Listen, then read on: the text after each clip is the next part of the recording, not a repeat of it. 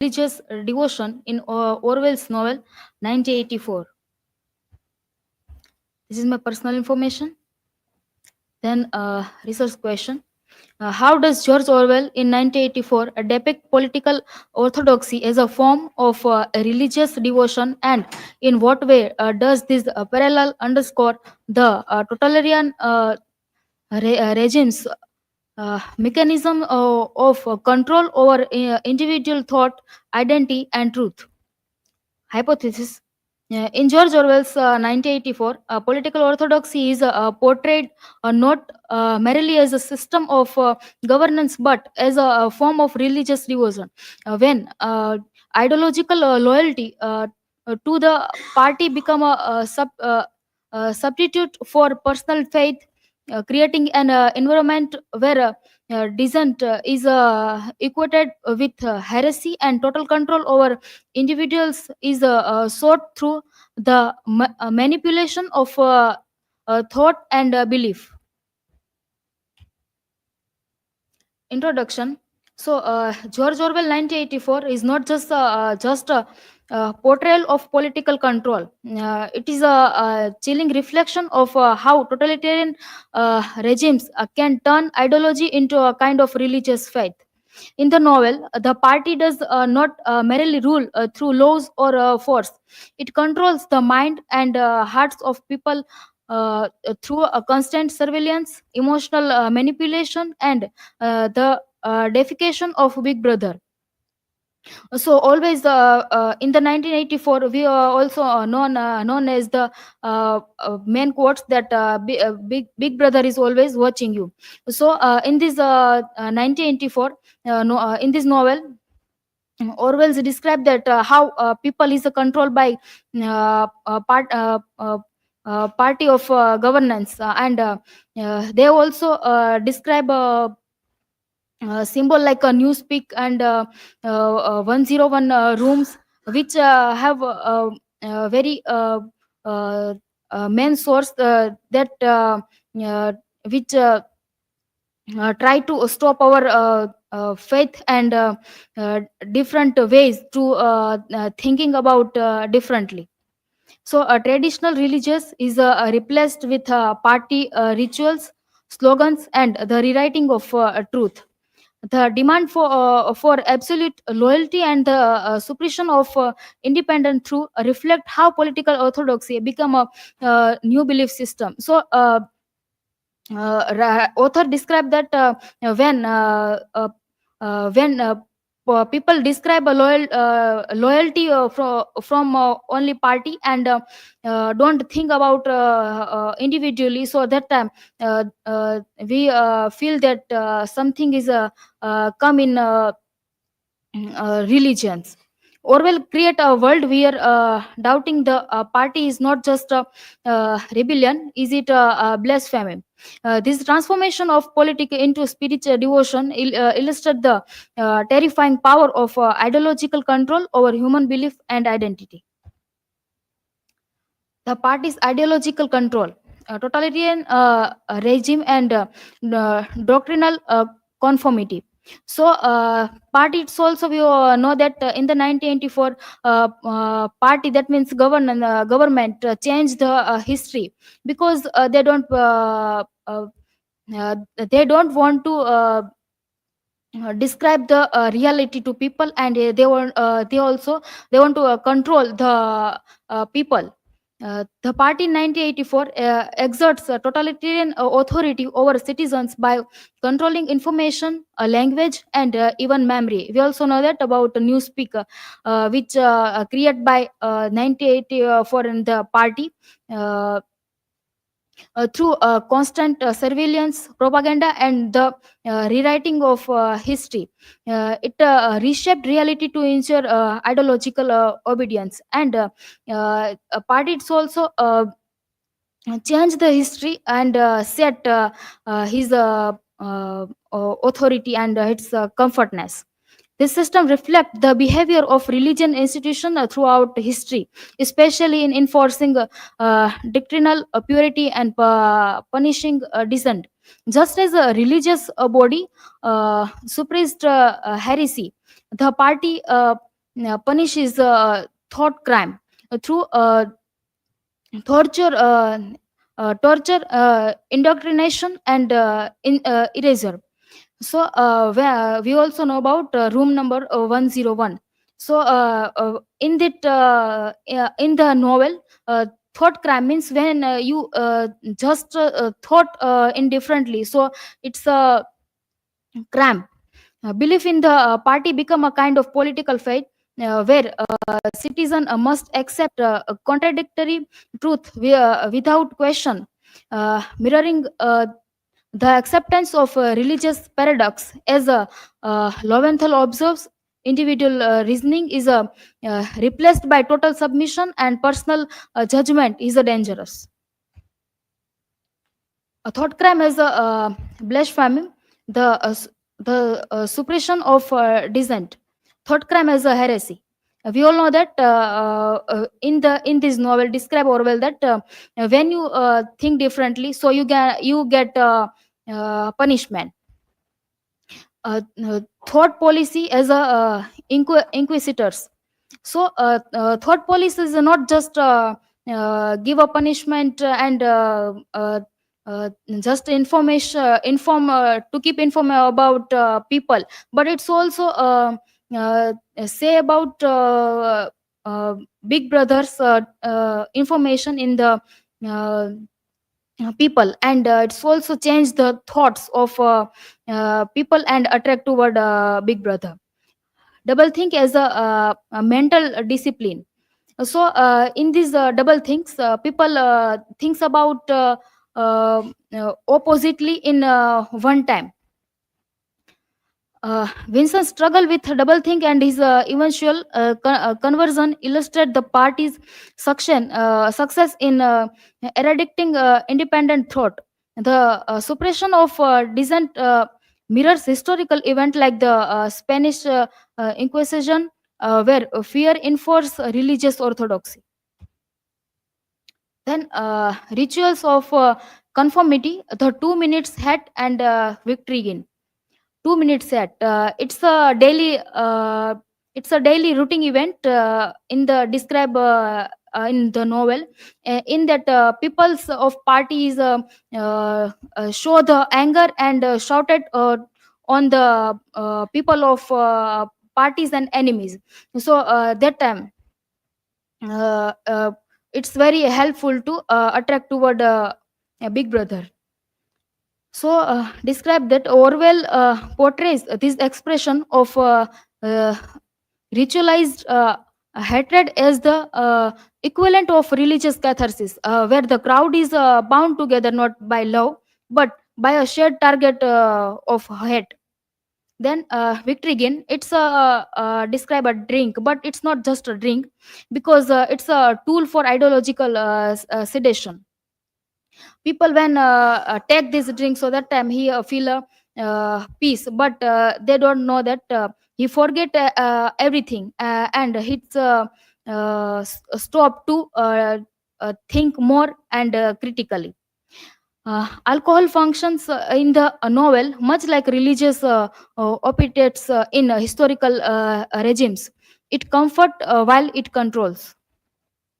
Then spontaneous demonstration, although labeled spontaneous, these demonstration are meticulously planned. They mimic religious parades and festivals, demanding full emotional and physically participation. By staging a mass display of devotion, the party ensures individual through as is drowned out by group ideology.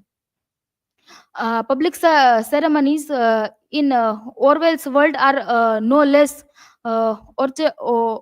orchestrated than religious rituals. The uh, purpose is not celebration, but surveillance through shared performance.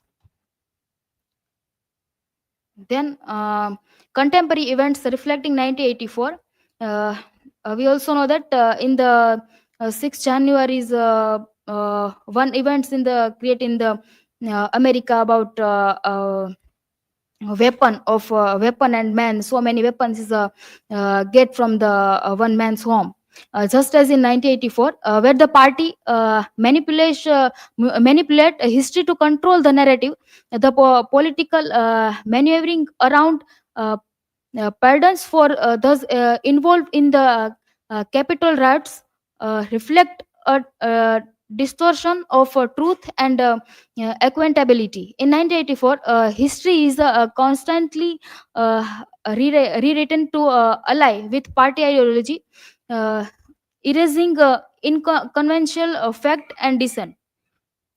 Then protest and CCA. Uh, Before presentation mentioned by Smruti that about CAA. In India, the protest against the Citizenship Amendment Act CAA echo the tension between government authority and public dissent. In 1984, dissent is eradicated through constant surveillance and propaganda, where individuals are forced to accept the party's version of truth. Similarly, in the protests, government action seek to suppress opposition to a law seen as a discriminatory, much like the party's attempts to suppress the resistance to its rule. So, while the political system of America and India are democracies, some events and policy resonate with the theme discussed in Orwell's 1984, such as the psychoanalysis of truth, the suppression of dissent, and the enforcement of political addition. These events illustrate the need to ally political action with constitutional values. Then newspeak and double think. Instrument Instruments of totalitarian control in 1984. Newspeak as a political weapon, controlling thoughts in 1984. So we all know about that. Newspeak is one language which created by parties. So they erase the world like freedom or resistance and truth, so and rebellion. So and he only write and aid that type world which uh, attract toward party. Newspeak as a tool for political control in Orwell's 1984. We all know about that this language. So Orwell's described that how parties use this language in our country, like in our India. When any politicians speak anything and he mistake in the speech, so that time he suddenly gave a quote like Jai Shri Ram and Bharat Mata Ki Jai, and public also give a response and forget the mistake that what is the reality. They can't try to see that. Double think and newspeak, reinforcing party orthodoxy. The section explore how double think, the ability to hold contradictory belief simultaneously, is supported by a newspeak. Then room 101 as a hell, the ultimate punishment, generate fear. So the room 101. So we all know that not people is a kill in this room, but create some big fear in a human mind. And then psychological manipulation. So psychological manipulation and torture are used to force individuals to embrace the party's ideology through solution. Then complete surrender. We all know about that Wilson and Julia. It's also experience about fear. And Julia also demonstrate the complete surrender of individual identity to the party's demands. Historical example of torture and solutions such as those used during the culture revolution in China parallel the methods in room 101. These tactics serve to enforce not only political elegance, but it's also fundamental alteration of one's personal identity. The dangers of unquestioning alienation, elegance, real world implications. Political orthodoxy carries the potential for abuse, as seen in totalitarian regimes demanding devotion and obedience. Then moral parallels. North Korea's Jews, it's also very, we can say, known for this. Then critical thinking, individual autonomy and freedom of expression are essential safeguard against tyranny and blind elegance.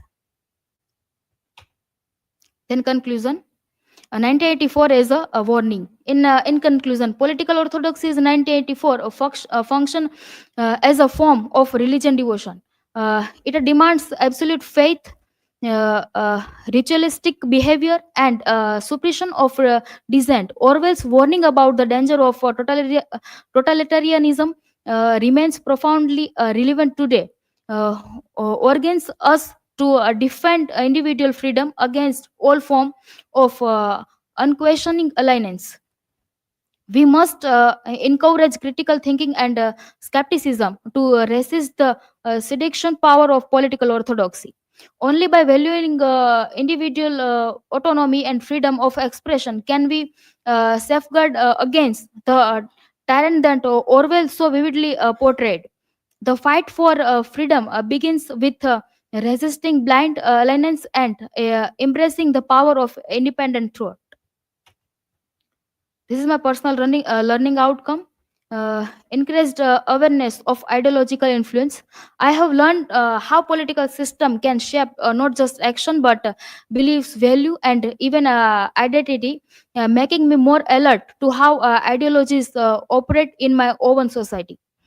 Then I can see how symbols, slogans, and rituals event in modern polity can work like religion tools to create emotional loyalty and suppress dissent. And then I now understand that literary is not just a fictional escape. It reflects reality, and from it we can learn a lot about the present time. Then from conversational law like the CA and the policy of a political leader, I have realized that judge we should judge politics not by words or declarations but by actual actions. Suppressing dissent and enforcing a single ideology is individually dangerous. I know believe that the ability to think freely and ask question is the foundation of a strong democracy. This is the reference, and thank you. Have any questions? So please ask me.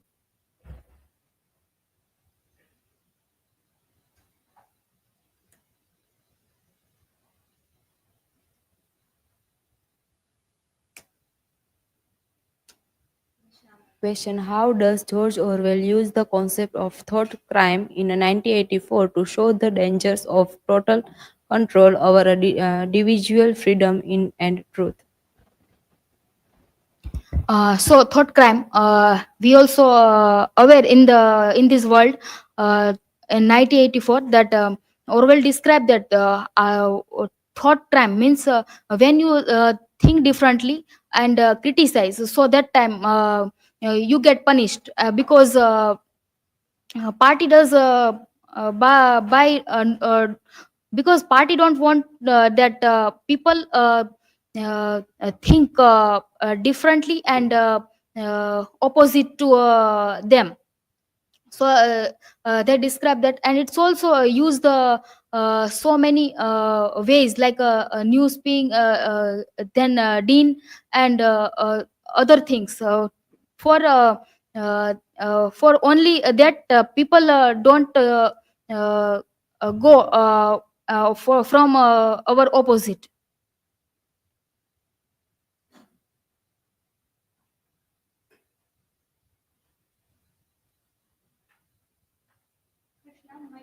For you is, how does George Orwell show the role of language in controlling thought in 1984? Newspeak, as an example, he used the language newspeak, and as I mentioned that our quotes in our India, like Jai Shri Ram and Bharat Mata Ki Jai and others, which have a use and newspeak.